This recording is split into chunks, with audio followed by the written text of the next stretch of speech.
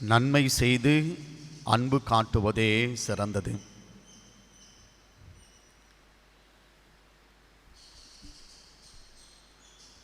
இந்த உலகத்திலே நான் வாழுகின்ற வாழ்வு ஒரு முறைதான். எனவே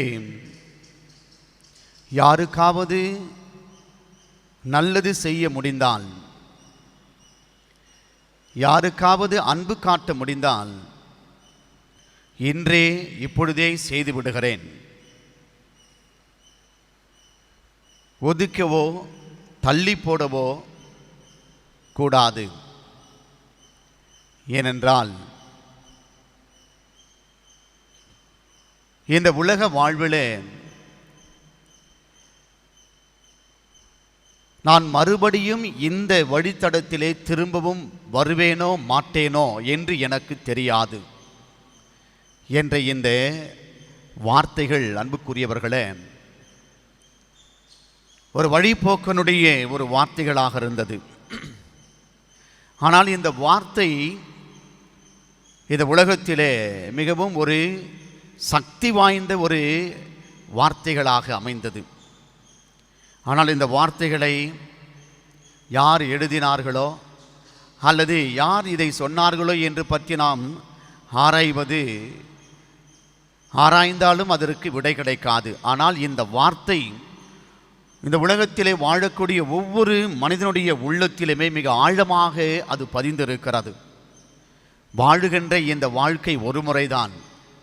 இந்த ஒரு முறை வாழக்கூடிய இந்த வாழ்க்கையிலே நல்லது செய்யக்கூடிய அந்த நேரங்கள் காலங்கள் வருகிற பொழுது நல்லதை செய்து பிறரை அன்பு செய்வதைத்தான் இந்த உலகத்திலே கடவுள் விரும்புகிறார். இதைத்தான் இன்றைய வழிபாட்டு வாசகம் நமக்கு மிக தெளிவாக சொல்லுகிறது. அன்புக்குரியவர்களே, வழிபாட்டு வாசகத்திலே ஆண்டவர் இயேசு நன்மைகளை செய்து பிறரை அன்பு செய்கிற பொழுது கடவுளுக்கு ஏற்ற சாட்சிகளாக நீங்கள் வாடுகிறீர்கள். நற்செய்தியிலே பார்க்கிற பொழுது ஆண்டவர் இயேசு, நீங்கள் என் மீது அன்பு கொண்டிருந்தால் என் கட்டளைகளை நீங்கள் கடைபிடிப்பீர்கள் என்று மிக தெளிவாக ஆண்டவர் சொல்லுகிறார். அதோடு கூட இந்த கட்டளைகளை கடைபிடிப்பதற்காக உங்களுக்கு நான் துணையாளராக இருக்கிற பரிசுத்த ஆவியாரையும் நான் கொடுப்பதாக ஒரு உறுதித்தன்மையை இந்த இடத்திலே ஆண்டவர் சொல்லுகிறார். ஏனென்றால் இன்றைய நற்செய்தி என்பது கடந்த வார ஞாயிற்றுக்கிழமையினுடைய நற்செய்தியினுடைய ஒரு தொடர்ச்சியாக இருக்கிறது. கிறிஸ்து இயேசுனுடைய ஒரு பிரியாவிடையாக இருக்கிறது சீடர்கள் மத்தியிலே. ஏனென்றால் கடந்த வாரத்திலே யோவான் நற்செய்தி இந்த 14வது அதிகாரம் முதல் 15 வசனங்களிலே பார்க்கிற பொழுது சீடர்களுக்கு ஆண்டவர் ஒரு உறுதியை கொடுக்கிறார். ஏனென்றால் அவருடைய உள்ளமானது கலக்கத்திலே இருக்கிறது, வேதனைகளில் இருக்கிறது. எங்களுடைய ஆண்டவர் இயேசு கிறிஸ்து எங்களை விட்டு செல்ல இருக்கிறார், இனிமேல் எங்களுக்கு வழி நடத்துவதற்கு ஆட்கள் இல்லை என்ற ஒரு கலக்கத்திலே இருக்கிற பொழுதுதான், நீங்கள் உள்ளம் கலங்க வேண்டாம், கடவுள் மீதும் என் மீதும் நீங்கள் நம்பிக்கை கொள்ளுங்கள் என்று சொல்லி அவர்களை தேற்றுகின்றார். ஏனென்றால் என் மீது நீங்கள் நம்பிக்கை வைக்கிற பொழுது, கடவுள் மீது நீங்கள் நம்பிக்கை வைக்கிற பொழுது என்னை நீங்கள் அன்பு செய்வீர்கள், கடவுளை நீங்கள் அன்பு செய்வீர்கள். அன்பு செய்வது என்பது நாங்கள் உங்களுக்கு கொடுக்கின்ற அந்த கட்டளைகளை நீங்கள் கடைபிடிப்பீர்கள் என்று சொன்னார். ஏனென்றால் ஆண்டவர் கொடுத்த அந்த கட்டளை என்பது ஒருவர் மற்றவரிடம் அன்பு கூறுங்கள், ஒருவர் மற்றவரிடம் அன்பு கூறுங்கள், பழிக்காதீர்கள், தீமை செய்யாதீர்கள். உங்களை நீங்கள் எப்படி அன்பு செய்கிறீர்களோ அதுபோல மற்றவர்களையும் நீங்கள் அன்பு செய்யுங்கள் என்று சொல்லிதான் ஆண்டவர் அந்த அன்பு கட்டளையை கொடுத்தார். அன்புக்குரியவர்களே, இதைத்தான் இன்றைய வாசகம் நமக்கு மிக தெளிவாக சொல்லுகிறது. அந்த அன்பு கட்டளைகளை நீங்கள் கடைபிடித்து வாழ்வதற்கு உங்களுக்கு நான் துணையாளராக இருக்கக்கூடிய தூய ஆவியை உங்களுக்கு நான் கொடுக்கிறேன். அவர் உங்களை நேரிய வழிகளிலே, உண்மையின் வழிகளிலே, நன்மையின் வழிகளிலே உங்களை நடத்துவார் என்று சொன்னார். இதைத்தான் இன்றைய முதல் வாசகத்திலே நாம் தெளிவாக வாசிக்கின்றோம். ஆரம்பகால கிறிஸ்தவர்கள் ஆண்டவர் இயேசு கிறிஸ்து விண்ணகம் சென்ற பிற்பாடு சீடர்கள் இயேசு கிறிஸ்துனுடைய அந்த உண்மை செய்தியை, உண்மையான அந்த வாழ்வினுடைய தத்துவத்தை அந்த மக்களுக்கு அவர்கள் போதிக்கின்ற பொழுது இந்த வார்த்தைகளிலே உண்மை இருக்கிறது, வாழ்வு இருக்கிறது என்று சொல்லி அவர்கள் கிறிஸ்துவத்தை நாடி வருகிறார்கள், கிறிஸ்துவர்களாக மாறுகிறார்கள். இப்படிப்பட்ட நிலையில்தான் இந்த ஆரம்பகால கிறிஸ்தவர்களுக்கு அந்த வேத கலாபனைகள் என்று சொல்லப்படுகின்ற அந்த துன்பங்கள் யூதர்கள் வழியாக வருகிறது.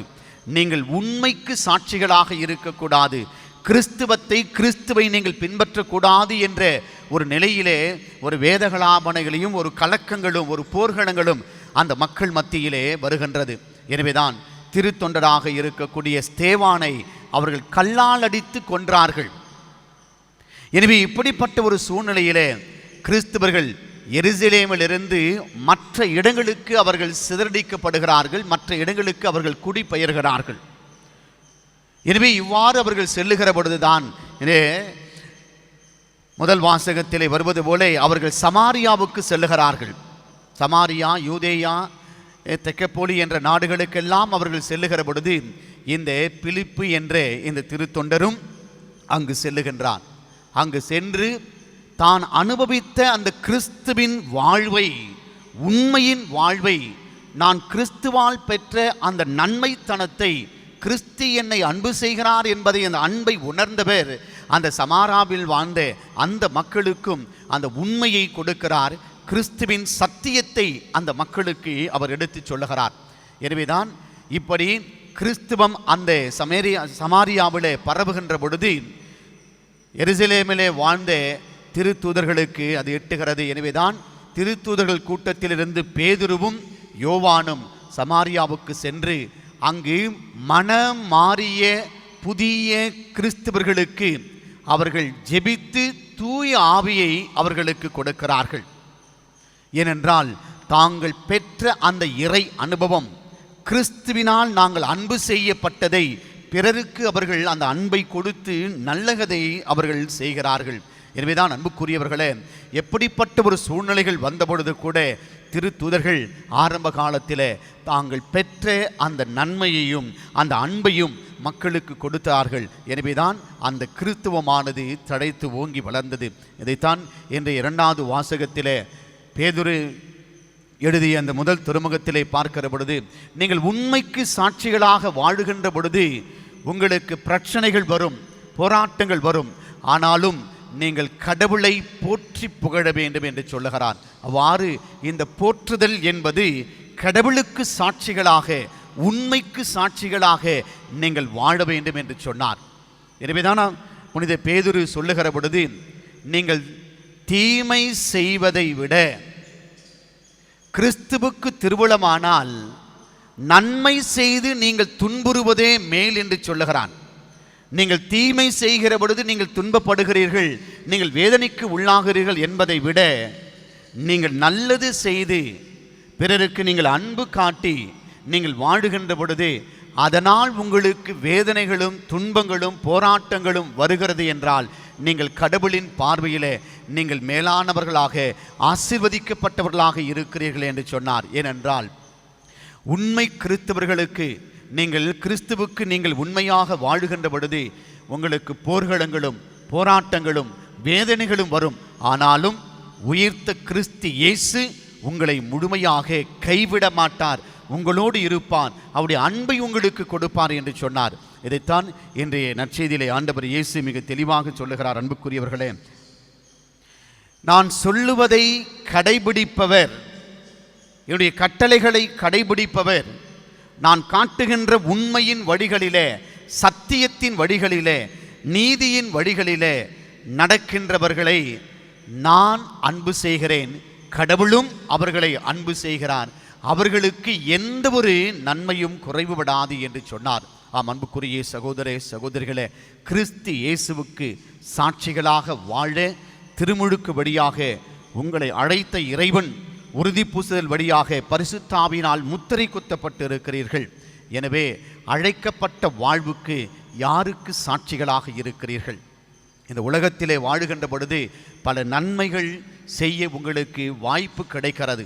அந்த வாய்ப்புகள் கிடைக்கிற பொழுது கிறிஸ்து இயேசுவை மையமாக கொண்டு நீங்கள் நல்லதை செய்கிற பொழுது பிறருடைய குற்றங்களை பெரிதுபடுத்தாமல், பிறருடைய தீமைகளுக்கு நீங்கள் உதவி செய்யாமல் நல்லதை மட்டுமே நீங்கள் செய்கிற பொழுது உயிர்த்த ஆண்டவர் உங்களை ஒருபொழுதும் கைவிட மாட்டார். ஏனென்றால் நீங்கள் யார், எப்படிப்பட்டவர்கள், எந்த வாழ்க்கை நீங்கள் வாழ்ந்து கொண்டிருக்கிறீர்கள், எதை நீங்கள் உள்ளத்திலே சிந்தித்து கொண்டு மற்றவர்களுக்கு நீங்கள் செய்ய நினைத்து கொண்டிருக்கிறீர்கள் என்பது உங்களுக்கு தெரியும். பிறகு உயிர்த்த ஆண்டவர் இயேசு கிறிஸ்துவுக்கு தெளிவாக தெரியும். அப்படிப்பட்ட உங்களையே ஆண்டவர் மன்னித்து உங்களை அன்பு செய்து உங்களுக்கு வாழ்வு கொடுக்கிறார் என்றால், உங்களிடத்திலே கொடுத்த ஆண்டவர் உங்களிடத்தில் எதிர்பார்க்கிறார், உங்களிடத்திலே நல்லதை எதிர்பார்க்கிறான். ஏனென்றால் இறுதி காலத்திலே வாழ்ந்து கொண்டிருக்கிறோம். இந்த உலகம் எப்பொழுது முடியும் என்று தெரியாது. நாம் எங்கிருந்து வந்தோமோ, நம்முடைய ஆன்மா எங்கிருந்து வந்ததோ அந்த ஆன்மா மீண்டுமாக அந்த விண்ணக கடவுளிடத்தில் அது சேர்வு என்ற நிலையிலே நம்முடைய வாழ்வு அமைகிறதா என்று நாம் பார்க்க வேண்டும். ஏனென்றால் கிறிஸ்து அவன், கிறிஸ்து அவள் என்று சொன்னால் கிறிஸ்துவுக்கு சாட்சிகளாக கிறிஸ்துவை பிறருக்கு கொடுக்கக்கூடிய மக்களாக நீங்கள் வாழுகிறீர்கள். எனவே ஆண்டவர் இயேசு உங்களை திருமுழுக்குபடியாக தன்னுடைய உடலின் உறுப்பாக அழைத்திருக்கிறார். அழைக்கப்பட்டதற்கு ஏற்ப பிறருக்கு நல்லதை செய்து நல்லதை பேசி உண்மைக்கும் சத்தியத்திற்கும் நீங்கள் உழைக்கின்ற பொழுது ஆண்டவரின் அன்பிலே என்றும் நிலைத்திருப்பீர்கள். அந்த விண்ணக கடவுள், அந்த உயிர்த்த ஆண்டவர் மீண்டும் 2ஆம் வருகையின் பொழுது உங்களுடைய மனவாட்டியாக உங்களை அழைத்து தன்னுடைய மஞ்சத்திலே இளைப்பாற செய்வார். வாழ்வு பெறுவோம். ஆமென்.